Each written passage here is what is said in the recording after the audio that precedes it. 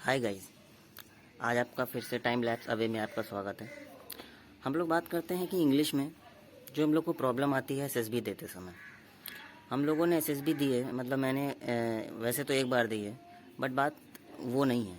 बात ये है कि इंग्लिश स्पीकिंग में बहुत सारी प्रॉब्लम आती है, छोटी छोटी प्रॉब्लम आ जाती हैं। हम लोग इंग्लिश बोलते हैं, अब वहाँ पे जैसे नरेट कर रहे हैं तो नरेट करते समय कभी कभी जैसे हम लोगों की इंग्लिश वीक हो जाती है। मतलब वीक का मतलब ये होता है कि हम लोग का वहाँ बोलने का टोन एकदम से कम हो जाता है, फिर एकदम से हम लोग का एक जो मोरल होता है वो बहुत ज़्यादा डाउन हो जाता है। कि अब जैसे हम लोग ये कहते हैं कि what I perceive from this picture is that a boy was going to market during during on his way. अब जैसे मैं ये अटका थोड़ा सा, है ना, ये मैंने आपको करके बताया कि जैसे ये मैं अटका, तो ये अटकना ज़्यादा ख़राब नहीं होता है, ख़राब होती है आपकी स्टोरी। क्योंकि वहाँ पे आपको फ्लुएंट इंग्लिश नहीं बोलनी है, आपको ऐसी इंग्लिश बोलनी है जो सामने वाला समझ पाए। बस हाँ, ये नहीं है कि ऐसे ना बोलें कि what I perceive in this picture a man was going on road, मतलब ऐसे जैसे मैंने अभी बताया जस्ट ये वाला। तो इस तरीके वाला बिल्कुल ना करें, इसमें आपको दिक्कत हो जाएगी। अब इसका मतलब ये नहीं है कि हम लोग अपनी मातृभाषा को सिर्फ मातृभाषा का दर्जा दें और डेली इंग्लिश बोलें। क्योंकि हम लोगों की जो मातृभाषा हिंदी है उसको हम लोग सिर्फ मात्र ना समझें, उसको हम लोग अपनी भाषा समझें। क्योंकि तभी होगा, क्योंकि हम लोग हिंदी जानते हैं तो ही इंग्लिश बोल पाते हैं। तो इंग्लिश के लिए इतना परेशान होने की ज़रूरत नहीं है। एसएसबी के अंदर जैसे एफ कैट में जब एसएसबी में देने गया था तो कई स्टूडेंट्स थे, कई स्टूडेंट्स में जो चेस्ट नंबर 35 था उसने जो इंग्लिश बोली थी वो quite good, that was quite good, but मेरी भी इतनी अच्छी नहीं थी। मगर मैंने इम्प्रूव करने की कोशिश की और इम्प्रूव करने के लिए जो मैंने टिप्स अपनाए वही मैं आज आपके साथ शेयर करना चाहता हूँ कि मैंने क्या किया। अब अभी भी मैं वो टिप्स पे वर्क कर रहा हूँ और ये मैं शेयर करना इसलिए चाहता हूँ कि मैं देखना चाहता हूँ कि यही टिप्स जो मैं कर रहा हूँ उसमें मुझे जो इम्प्रूवमेंट लग रही हैं क्या वो आप लोगों को लग रही हैं। सबसे पहला जो ये टिप था कि हम लोगों को बोलते समय रुकना नहीं है, मतलब कॉन्टीन्यूसली बोलते रहना है कुछ ना कुछ। उसके लिए मैंने ये प्लान किया कि मुझे इंग्लिश बोलना है विद वोकेबलरी, मतलब वोकेबलरी भी सीखनी है। क्योंकि हम लोग वोकेबलरी याद करते हैं रिटन एग्ज़ाम्स के लिए, चाहे एसएससी के लिए हो, चाहे सीडीएस के लिए हो, चाहे अपने एफ कैट का पेपर आता है उसके लिए हो, ठीक है ना। तो वोकेबलरी हम लोगों को प्रॉपर करनी होगी। क्योंकि वोकेबलरी में अगर दिक्कतें आईं, अब जैसे मान लीजिए हम लोगों को अगर अपनी बातें कुछ कहनी है तो उसके लिए वोकेबलरी बहुत वीक होगी, तो फिर वो कहीं ना कहीं हम लोग को दिक्कत करेगा, ये आप लोग भी अच्छे से जानते हैं। और वोकेबलरी अगर नहीं आएगी तो हम लोगों को वर्ड पावर अच्छी नहीं होगी, वर्ड पावर अच्छी नहीं होगी तो इंग्लिश बोलने में बड़ी दिक्कत होगी। और वर्ड पावर में मैंने जो वोकेबलरी लर्न की वो उन वोकेबलरी पे वर्क किया जो वोकेबलरी एग्ज़ाम में नहीं आती, वो कठिन आ जाती हो कि रेलिंक्विश का मतलब क्या होता है, और जैसे आपका अक्विट का मतलब क्या होता है, और जैसे और भी कई सारे हैं, अभी एग्जैक्ट वैसे तो नहीं ध्यान में आ रहा है। मगर मैंने उन पॉइंट्स पे वर्क किया है, जैसे जो छोटे छोटे वर्ड्स होते हैं जो इंग्लिश के, जो हम लोग डेली लाइफ में इस्तेमाल कर सकते हैं। जैसे हम लोगों को शुड का मतलब पता होना चाहिए, वुड का मतलब एग्जैक्ट जो मीनिंग पता होनी चाहिए। क्योंकि हम लोग कभी कभी क्या करते हैं, यही सारी चीज़ों को हम लोग एकदम इग्नोर कर देते हैं, जिसकी वजह से हम लोगों को दिक्कत आती है कि भाई अब इंग्लिश में आगे हम क्या बोलें। तो एक पॉइंट ये था।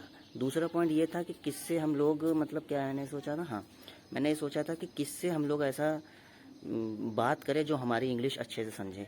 घर में मोस्टली हो सकते हैं किसी के यहाँ की इंग्लिश अच्छे से जानते हो, मगर 90% ये होंगे जिनके यहाँ इंग्लिश अच्छे से नहीं आती होगी किसी को, तो वो किसके साथ बात करें।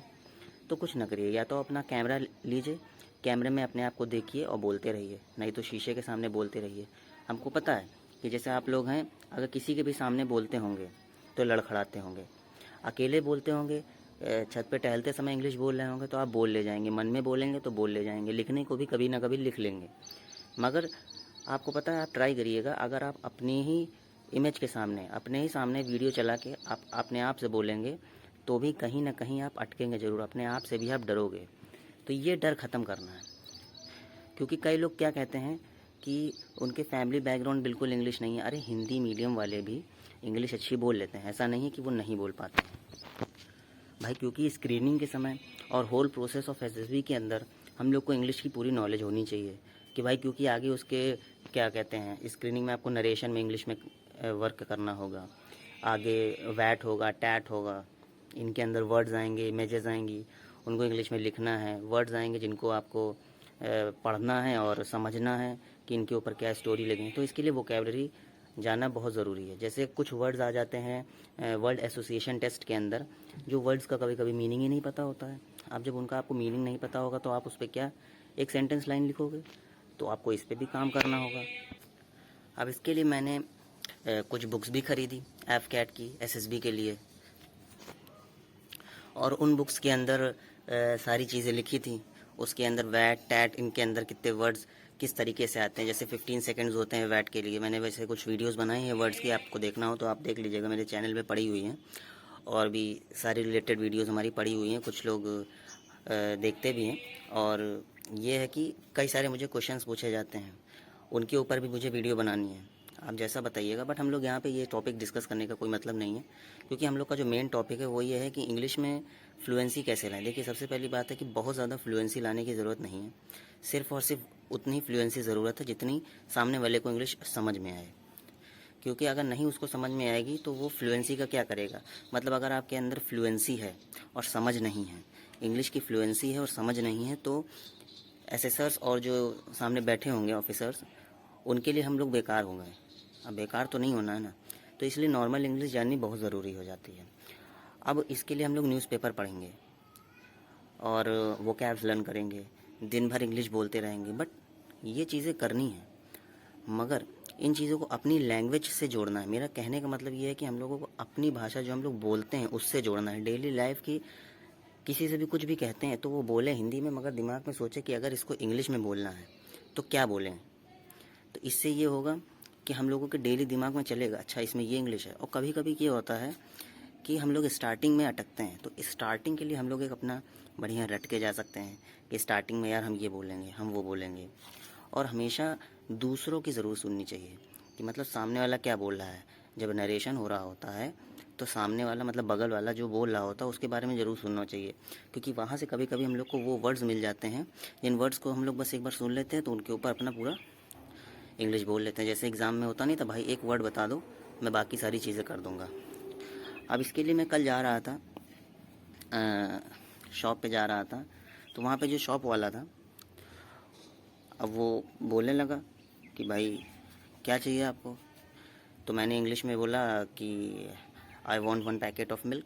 वो नहीं समझ पाया।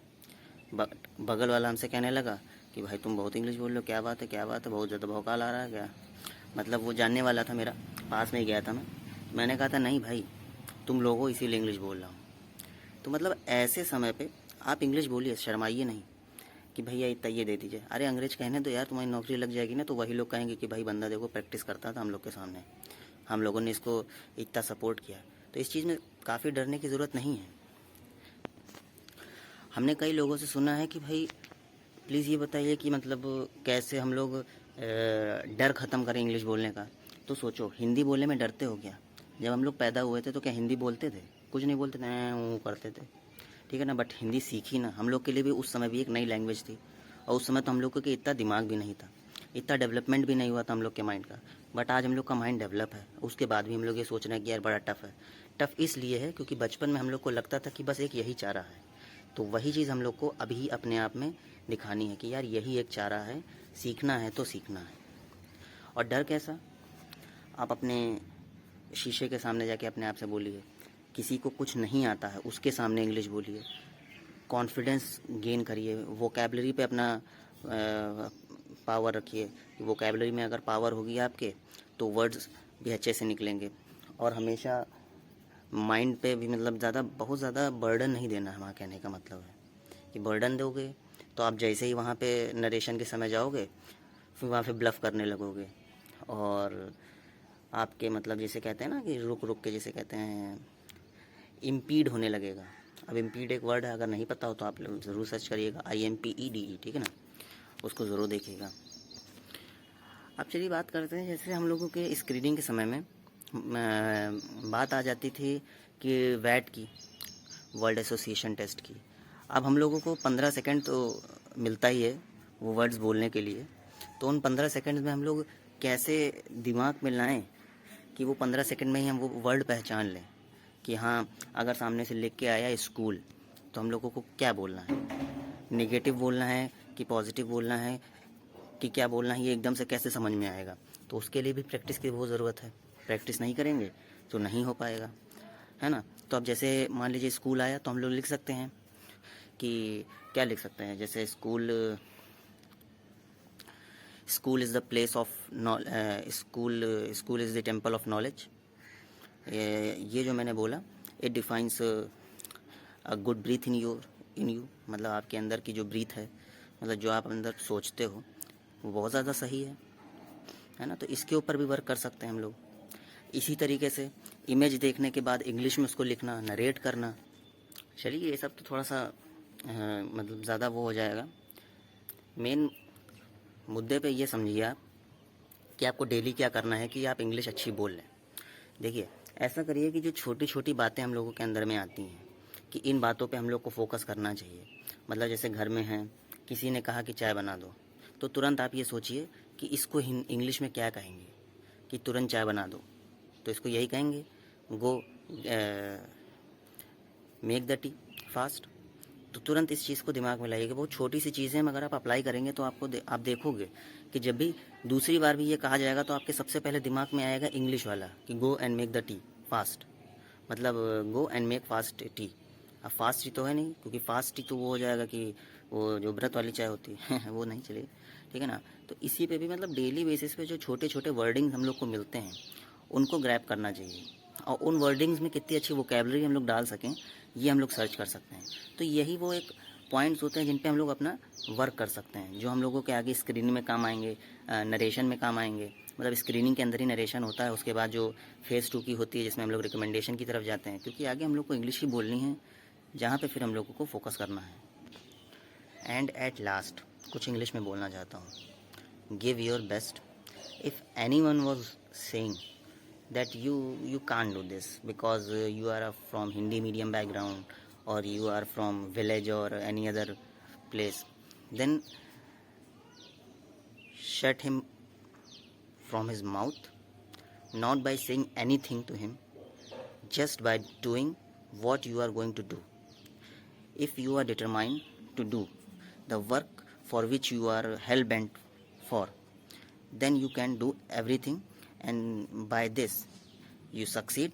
It gives very boom to him, that person that was said कि you don't want you don't मतलब you are not going to do this, मतलब आप नहीं कर पाओगे, ठीक है। तो इसके साथ मैं चलता हूँ। कोई भी क्वेश्चन हो, कोई भी क्वेरी हो, if you all have any questions or any query regarding how to speak English or how to focus on that, just please comment me, subscribe my channel, and for more videos or on related to more topics about SSB and what you are facing about SSB, problems facing regarding SSB, then please known to me, sorry. Okay, Jai Hind. Please subscribe, like if you watched and you feel motivated or anything you got information from me, then please subscribe my channel. Okay, thank you, good luck.